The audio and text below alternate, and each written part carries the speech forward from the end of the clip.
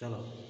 Hello students, तो आज हम पढ़ेंगे चैप्टर नंबर 2 में जो विविध एक्सरसाइज है उसको समझने की कोशिश करेंगे।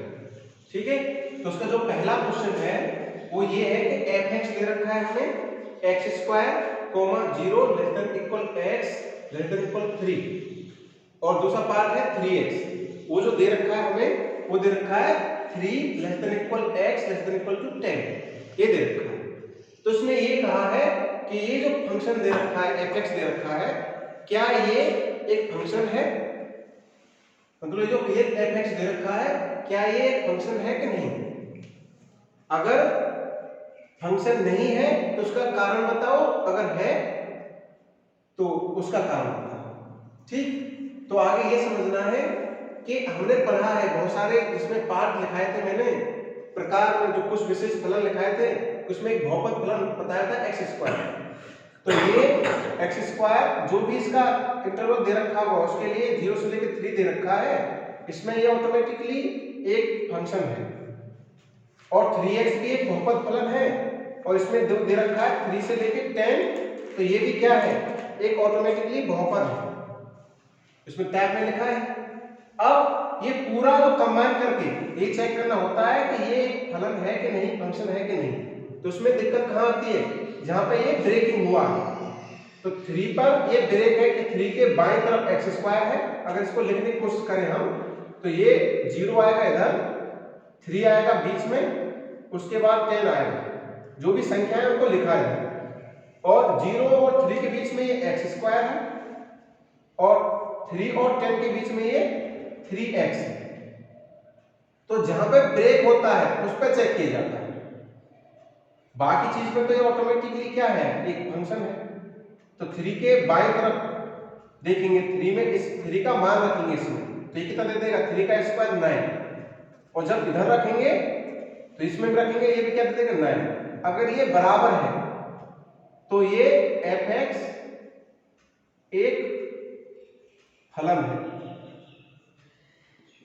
अगर ये बराबर नहीं होता तो ये फलन नहीं होता। उसका रीजन क्या था कि किसी मान पर ये दो मान नहीं दे सकता। अगर ये बराबर नहीं होते तो 3 पर क्या मिलते, दो मान, एक तो इधर वाला एक इधर वाला, ऐसा फलन में संभव नहीं है। वो परिभाषा से हमने 2 पॉइंट बताए थे परिभाषा में, उसके आधार पर कि अगर किसी एक मान के दो मान होंगे, ठीक है ना, एक मान x के अगर दो मान फलन देगा तो वो फलन नहीं कहलाएगा, वो एक संबंध कहलाएगा। जैसे अब नेक्स्ट में देखते हैं, तो ये बहुपद फलन है इस पार्ट में तो कोई दिक्कत नहीं, 3x एक बहुपद फलन है, कोई पार्ट में कोई दिक्कत नहीं। अब जहां पर ब्रेकिंग है तो इसको एक बार लिखो, तो ये 0 अपनी जगह आ जाएगा, 2 अपनी जगह और 10 अपनी जगह। अब 2 के बाएं तरफ ये है एक्स स्क्वायर और 2 के दाएं तरफ 3x। अब इसमें रखेंगे 2 का मान, जब इसमें रखेंगे 2 का स्क्वायर कितना हो जाएगा 4, और जब 2 का मान इसमें रखेंगे ये कितना दे देगा 6। तो ये पार्ट तो इसी फंक्शन का एक पार्ट तो 4 मान देता है और एक पार्ट 6 मान देता है उसी सेम बिंदु 2 पर। तो इसके क्या हुआ, 2 के एक जो दो मान है उसके दो प्रतिबिंब बने और ये जो बराबर नहीं है, तो ऐसा संभव नहीं है किसके लिए, फलन के लिए, तो ये फलन नहीं होगा। तो इसीलिए gx एक फलन नहीं है।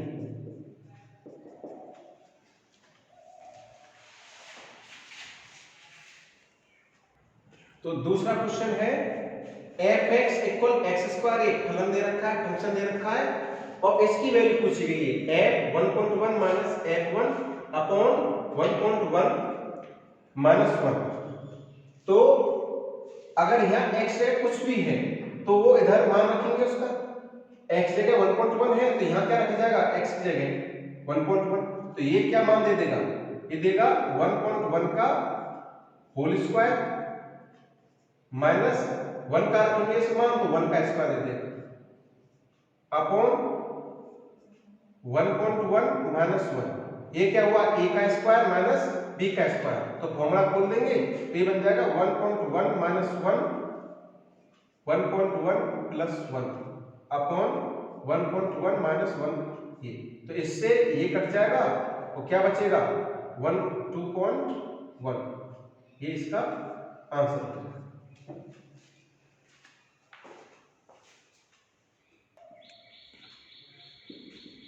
तो क्वेश्चन नंबर 3 है, उसमें हमें एक फंक्शन दे रखा है x² upon 2x plus 1 upon x² minus 8x plus 12 और इसका हमें प्रांत पूछा गया है।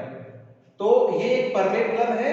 तो परमेय फलन में मैंने बताया था कि नीचे वाला पार्ट जो है वो 0 नहीं हो सकता, वो सारे x के मान हटाने होते हैं वास्तविक संख्याओं से इसका प्रांत निकालने के लिए। तो इसका टाइप मैंने बताया था एक परमेय फलन में, तो उस तरह से करेंगे। तो इसका नीचे वाला पार्ट क्या है x² माइनस 8x प्लस 12, इसको 0 बराबर हल करेंगे।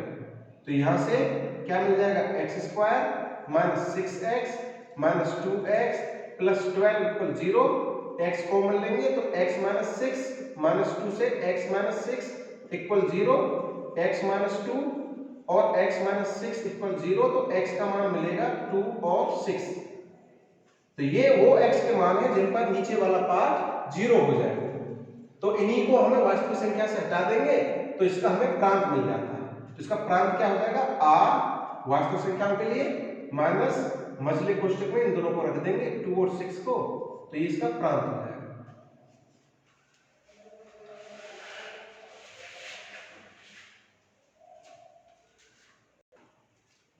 तो नेक्स्ट क्वेश्चन ध्यान दो, हमें एक फलन दिया है fx इक्वल अंडर रूट में x माइनस 1। तो इसका हमें प्रांत और परसर पूछा है, दो चीजें ज्ञात करनी है। तो प्रांत के लिए मैंने बताया कि जो x के मान है वो प्रांत देते हैं और जो y के मान है वो परसर देते हैं। और y कहां से मिलता है, इसको y बराबर रखने पर, ठीक है। तो प्रांत के लिए मैंने बताया था जब अनुरूप फलन आएगा, अनुरूप फंक्शन आएगा, तो उसके अंदर जो भी मान है या तो वो 0 होगा या 0 से बड़ा होगा, दो चीज हो सकता है। तो ये हमें x पर कंडीशन देगा और इसी कंडीशन की हेल्प से हमें x के मान निकालने हैं। तो यहां से मिलेगा कि x माइनस 1 का मान 0 0 से बड़ा होना चाहिए। इसको हल करेंगे, x माइनस 1 इधर प्लस 1 चला जाएगा, ये हो जाएगा। इसका मतलब क्या हुआ, x का मान 1 और 1 से बड़ा। इसका मतलब क्या हुआ कि ये 1 और 1 से बड़ा इंफिनिटी तक, इसमें हम मान रखेंगे तो ये हमारा प्लस के मान देगा। तो इन सभी x का ये परिभाषित है तो कुछ ना कुछ मान देगा, ठीक है। तो इसका प्रांत हो गया ये। अब परसर के लिए काम करते हैं, तो परसर यहां लिख लेते हैं। तो परसर बताने के लिए मैंने बताया था पहला स्टेप है y बराबर y बराबर fx, तो y बराबर ये मिल जाएगा अंडर में x माइनस 1। तो यहां से एक कंडीशन मिलती है y पे कि ये ऑटोमेटिकली जो अंडर है वो कभी भी नेगेटिव मान देता, वो 0 या प्लस के मान देता। तो एक तो y कंडीशन ये हुई, दूसरा इसको हल करेंगे, x को अकेला छोड़ के y के पदों में लाने की कोशिश करेंगे, तो ये हो जाएगा y² इक्वल x माइनस 1 और ये 1 इधर चला जाएगा प्लस में, तो ये जाएगा x² प्लस 1 इक्वल x। अब यहां चेक करते हैं कि x के क्या क्या मान रख सकते हैं। तो यहां हमें पता है कि स्क्वायर है, कुछ भी मान रख, तो यहां से मिल जाएगा y पूरी वास्तविक संख्याओं से आ सकता है। और यहां कंडीशन क्या हुई कि सिर्फ 0 प्लस के लेने हैं। अब इन जितनी भी कंडीशन y पे आती हैं उनको कंबाइन करते हैं और उनमें से जो कॉमन पार्ट होता है वो लेते हैं। तो ये पार्ट है 0 0 से बड़ा और ये पार्ट क्या है, ये पूरा माइनस इंफिनिटी से लेके प्लस इंफिनिटी। तो जो कॉमन है वो क्या रहा, प्लस का पार्ट, कि y मेंबर आ जाएगा 0 से लेके इंफिनिटी तक और ये ही इसका परसर बन जाएगा।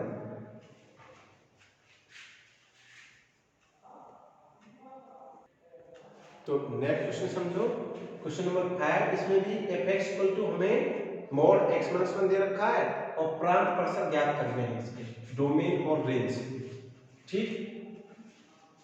तो प्रांत के लिए क्या करना है वो समझना है।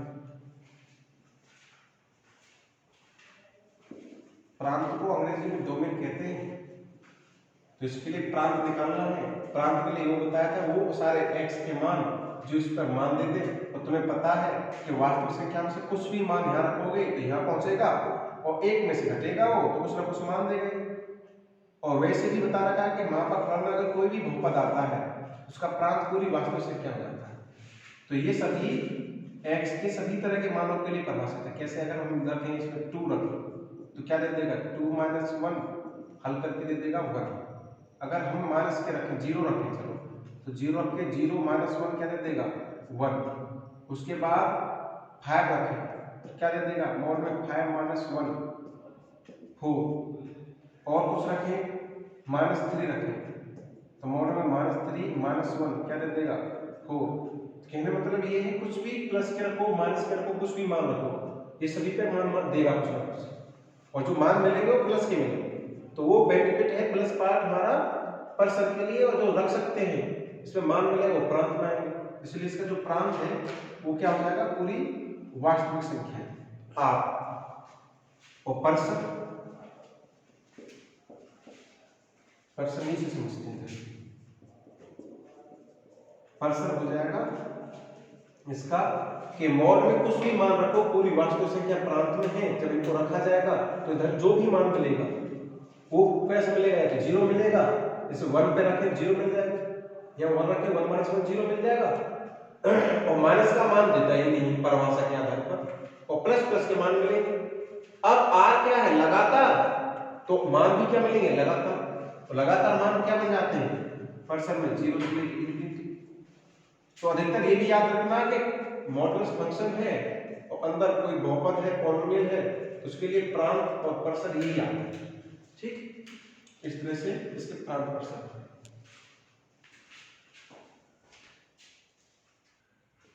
तो क्वेश्चन नंबर 6 है और इम्पोर्टेंट क्वेश्चन है, तो ध्यान से समझना है इसको कि ये हमें जो फलन है वो सेट होल्डर फॉर्म में दे रखा है, समुच्चय निर्माण रूप में। तो पहले इसको जनरल फॉर्म में लाएंगे, तो ये आगे वाला उसको अंदर रखते हैं और ये मान बाद में मिलता है, ये y पार्ट है x पार्ट है। तो fx इक्वल ये हो जाएगा x square upon 1 plus x square. और इसमें हमें पर्सन पूछना है, तो पर्सन ज्ञात करते कैसे हैं इसको बहुत आसानी से समझना है कि पर्सन ज्ञात करने के लिए पहला स्टेप बताया था कि y बराबर मानना है इसको y square y equal x square upon 1 plus x square. अब इसको ऐसे सॉल्व करेंगे कि x एक साइड बचे और y y के पदों में आ जाए, तो सॉल्व करेंगे इधर तो ये हो जाएगा y plus y x square equal x square. अब जो भी x टर्म है x की वैल्यू निकालने के लिए एक साइड ले जाएंगे, ये हो जाएगा y अकेला बचेगा इधर, इसको माइनस में ले जाएंगे, ये हो जाएगा x square minus y x square, और x स्क्वायर कॉमन ले लेंगे, ये हो जाएगा y equal x square 1 minus y, और ये डिवाइड में आ जाएगा इधर, ये हो जाएगा y upon 1 minus y equal x square. अब स्क्वायर अंडर रूट में आ जाएगा तो x बराबर मिल जाएगा अंडर रूट में y अपॉन 1 माइनस y। अब आगे सॉल्व करेंगे तो ये ऐसा फॉर्मेट बना लिया है हमने जिसमें हमें ये डिसाइड कर सकते हैं कि y y पार्ट क्या क्या आ सकता है, और वही y हमारा पर्सन डिफाइन करता है।